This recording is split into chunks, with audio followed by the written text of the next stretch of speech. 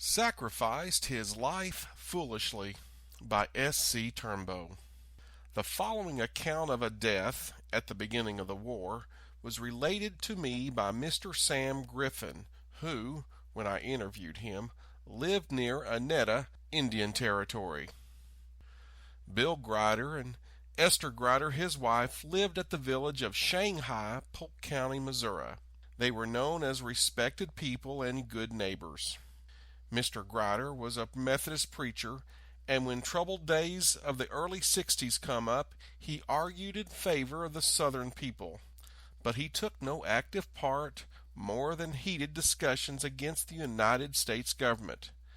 And while the names of a number of men were being enrolled for service in the Federal Army, Mr. Grider talked too much, and some of his neighbors and influential friends whose sentiments were opposite of his own advised him to be careful and bridle his tongue, for it was a serious time for men to exercise their speech too freely. But Mr. Grider failed to heed their instructions.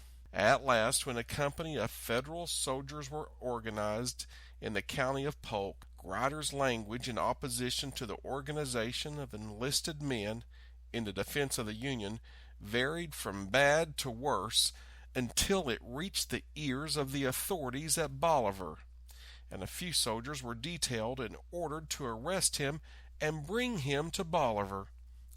Though Mr. Grider gave himself up without resistance, yet he considered his arrest more of a joke than reality. And while on their way to Bolivar, he told his captors that he was not going to town, but intended to return home, and he wanted his liberty, and he was going to make his escape from them. The men who had him in custody told him not to attempt to get away from them.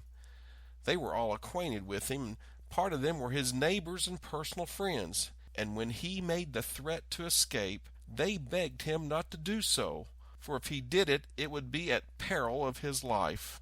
For according to their oath, they were duty-bound to conduct him to Bolivar and turn him over to the military authorities, and for his sake and their sakes, not to undertake such a hazardous thing as to try to make his escape, for according to their instructions, if he did make an effort to get away, they would be compelled to shoot him. Mr. Grider only laughed at this and treated the advice very light.